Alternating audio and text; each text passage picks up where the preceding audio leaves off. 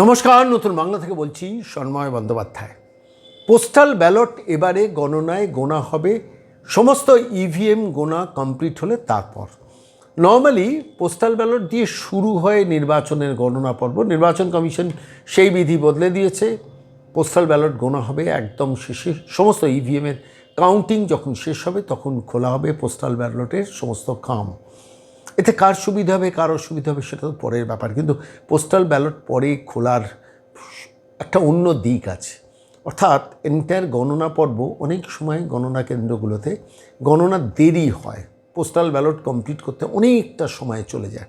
নির্বাচন কমিশনার সেই ফাঁদে পা দেয়নি। ইভিএমগুলোকে দ্রুত গোনা পরপর কমপ্লিট হবে, হওয়ার পর পোস্টাল ব্যালটে হাত দেওয়া হবে। এবার পোস্টাল ব্যালটে কেউ কেউ হয়তো এগিয়ে যেতে পারেন, কেউ পিছিয়ে যেতে পারেন। মমতা বন্দ্যোপাধ্যায় অবশ্য বলেই দিয়েছেন যে পোস্টাল ব্যালটে আমরা হেরে যেতে পারি। গতকাল দেখছিলাম সংবাদ মাধ্যমে এই রিপোর্টটা, তাদের ভার্চুয়াল মিটিংয়ের মধ্যে পোস্টাল ব্যালটে হেরে যাওয়ার সম্ভাবনাটা বলেছেন। আবার আরও একটা কথা বলেছেন, সেটা হচ্ছে যদি কম ভোটে আমরা মার্জিনালি হারি তাহলে আবার রিকাউন্টিং জোর করে করাতে হবে, এবং পোস্টাল ব্যালটে সেখানে প্রেশার ক্রিয়েট করার একটা টেকনিক থাকে। শাসক দলে তৃণমূল কংগ্রেস সেটা করবে। যাই হোক, কিন্তু পোস্টাল ব্যালটে এবার কেন হারবেন মমতা বন্দ্যোপাধ্যায় বা অভিষেক বন্দ্যোপাধ্যায়? হারবেন তার কারণটা হচ্ছে সরকারি কর্মচারী যারা বয়স্ক মানুষ, তাদের সমর্থন তৃণমূল কংগ্রেসের দিকে নেই। যে বাড়িতে গিয়ে ভোটটা নিয়েছেন সে মানুষগুলো কতজন তৃণমূলকে ভোট দেবেন আমার সন্দেহ আছে। কেউ কেউ হয়তো দেবেন, কিন্তু অধিকাংশই দেবেন না। আর সরকারি কর্মচারী যারা পোস্টাল ব্যালটে ভোট দিয়েছেন, যারা ভোট গ্রহণ কেন্দ্রে ভোটটা নিতে গেছেন, আমার স্থির বিশ্বাস কোনোভাবেই তারা কিন্তু আর তৃণমূলমুখী হবেন না। কিন্তু সেই পোস্টাল ব্যালট কি ঠিকঠাক মতো সরকারি কর্মচারীরা সবাই দিতে পেরেছেন? না, সবাই ভোটটা দিতে পারেননি, এটা ঘটনা। আবার এটাও ঘটনা, সেই পোস্টাল ব্যালটে যে ম্যানিপুলেশনটা যেটা করেন শান্তনু সিনহা বিশ্বাস মার্কা পুলিশ অফিসাররা পুলিশ কর্মচারীদের কিংবা সরকারি কর্মচারীদের প্রতাপ নায়করা যে ম্যানিপুলেশনটা করেন, এবার সেই ম্যানিপুলেশনটা অনেকটাই আটকে গেছে। নির্বাচন কমিশন মাইক্রো অবজারভার বসিয়ে দিয়েছেন সমস্ত পোস্টাল ব্যালট যেখানে মানুষরা ভোট দিতে গেছেন, মানে সরকারি কর্মচারীরা। এক, দ্বিতীয়ত হচ্ছে যে সংগ্রামী যৌথ মঞ্চ তারাও কিন্তু এবার পোস্টাল ব্যালট যাতে মানুষ সরকারি ভোটকর্মীরা ঠিকঠাক মতো ভোটটা দিতে পারেন তার জন্য যা যা করার সব কিছু করেছেন। আমি সরাসরি সংগ্রামী যৌথ মঞ্চের আহ্বায়ক ভাস্কর ঘোষকে টেলিফোনে ধরেছিলাম এই বিষয়টা নিয়ে জানার জন্য। কি বললেন আমাদের প্রশ্নের উত্তরে শুনুন। ভাস্করবাবু নমস্কার, আমি সন্ময় বলছি। হ্যাঁ দাদা নমস্কার। 24 ঘন্টার মধ্যে যখন গণনা শুরু হবে, ঠিক সেই পরিস্থিতি দাঁড়িয়ে আপনাকে প্রশ্ন করছি। সেটা হচ্ছে গতকাল মমতা অভিষেক তারা কর্মীদের সঙ্গে ভার্চুয়াল বৈঠক করলেন কাউন্টিং এর, এবং সংবাদ মাধ্যমে যেটা বেরিয়ে এসছে যে সেখানে তারা এরকম কথাও বলেছেন যে সরকারি না, মানে পোস্টাল ব্যালটে আমরা জিততে পারবো না। এটা আমার কাছে খুব ইন্টারেস্টিং মনে হচ্ছে। গত 15 বছরে এই রাজ্যের মুখ্যমন্ত্রীর মুখে আমি শুনিনি এই জাতীয় কথা। যদি এই কথা সত্যি হয় তাহলে কি শেষ খেলাটা খেলে দিয়েছেন আপনারাই? হ্যাঁ, সেটা নিয়ে রাজ্যবাসীর আমার মনে হয় না কোনো সন্দেহ আছে বলে। সংগ্রামী যৌথ মঞ্চ আমার মনে হয় যে যেভাবে বিগত 3 বছর ধরে লাগাতার ময়দানে লড়ে যাচ্ছে, শহীদ মিনারে আমাদের যে অবস্থান চলছে সে অবস্থানের আজকে প্রায় 1200 দিনের কাছাকাছি চলছে। 3 বছর ধরে যেভাবে সরকারের ন্যারেটিভ গুলোকে আমরা ভেঙেছি, সরকারের ব্যর্থতা, সরকারের দুর্নীতিগুলোকে আমরা রাজ্যের বাসীর কাছে তুলে ধরেছি, সরকার যে মিথ্যা কথাগুলোকে বলে সেগুলোকে তথ্য সহকারে খণ্ডন করার নিয়মিতভাবে যে কাজগুলো করে গেছি, আমি সবার কথা মাথায় রেখেই বলছি যে কোনো বিরোধী পক্ষ এতটা মুনশি আনার সাথে করতে পেরেছে কিনা সেটা সন্দেহ। এবং এই প্রথম হয়তোবা পশ্চিমবঙ্গের কর্মচারীরা এতটা ঐক্যবদ্ধভাবে কোনো সরকারের বিরুদ্ধে অবস্থান নিলেন নিজেদের পেশাগত স্বার্থকে সুরক্ষিত করার জন্য এবং এই রাজ্যবাসীর স্বার্থকে সুরক্ষিত করার জন্য।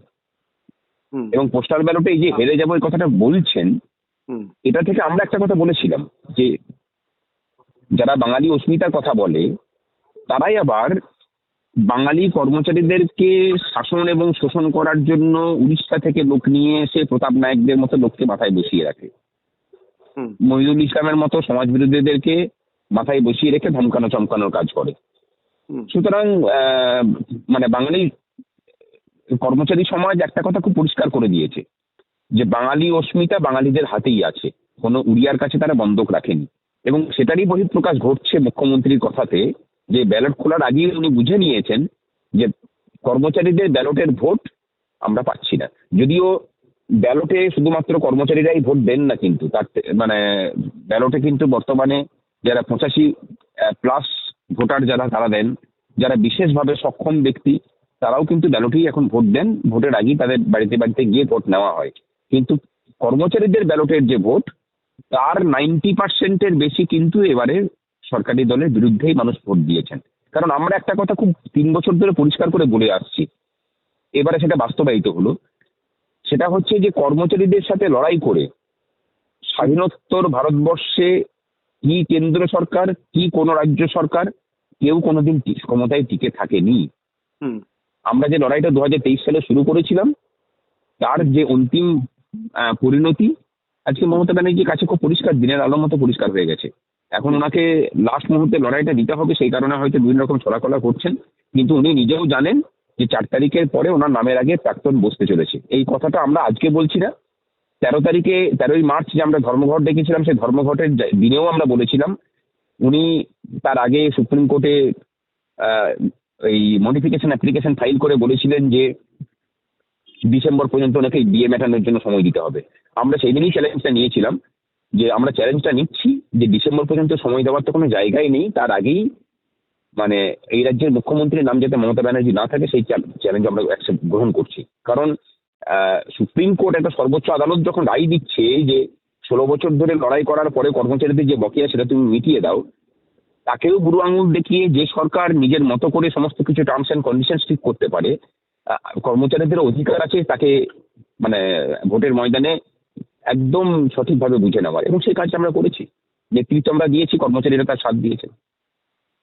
এই এই এই এই পর্বটায় আমার খালি বারবারই একটা জিনিস মনে হচ্ছে, এই পর্বটাকে নিয়ন্ত্রণ করার তো যথাসাধ্য চেষ্টা করেছিলেন, মানে সরকারি কর্মচারীদের ভোটটাকে ছিনতাই করার জন্য। সেই মেকানিজমটা অনেকটা প্যারালাইজড হয়ে গেছে এবং সরকারি কর্মচারীরাও সেটা প্যারালাইজ করে দিয়েছেন, আপনাদের মতো সংগঠন সেটাকে প্যারালাইজ করে দিয়েছেন। আর প্রশ্নটা হচ্ছে আমার, এই শেষ করার আগে আজকে এই ঠিক 24 ঘন্টা বাদে যখন গণনা শুরু হবে, আচ্ছা ওই 4% ডিএ যেটা ঘোষণা করেছিলেন সেটা কি আদৌ দিয়েছেন এই মাসের মাইনে? না, 4% দিয়ে যেটা ঘোষণা করেছিলেন সেটা দেননি। দেওয়ার মানে প্রয়োজনীয়তা হয়তো ওনার নেই, তার কারণ হচ্ছে বাজেটে 4% ঘোষণা করে দিয়ে উনি রাজ্যের মানুষকে খাইয়ে দিয়েছিলেন যে দেখো আমি তো কর্মচারীদেরকে দিয়ে দিলাম। এবার রাজ্যের মানুষও জানলো হয়তো যে হ্যাঁ সরকার দিয়েও দিয়েছে, কিন্তু রাজ্যের মানুষের কাছে আপনাদের মাধ্যমে এটা বলতে চাই যে যেটা ঘোষণা বাজেটে করা হয়েছিল তা কিন্তু আমরা পাইনি। আর দ্বিতীয় কথা, রাজ্যের মানুষ এটাও জানুক যে এই রাজ্যের যারা পুলিশ কর্মী 2011 সালের পর থেকে তারা প্রথম এবছর পোস্টাল ব্যালটে ভোট দিতে পারলেন।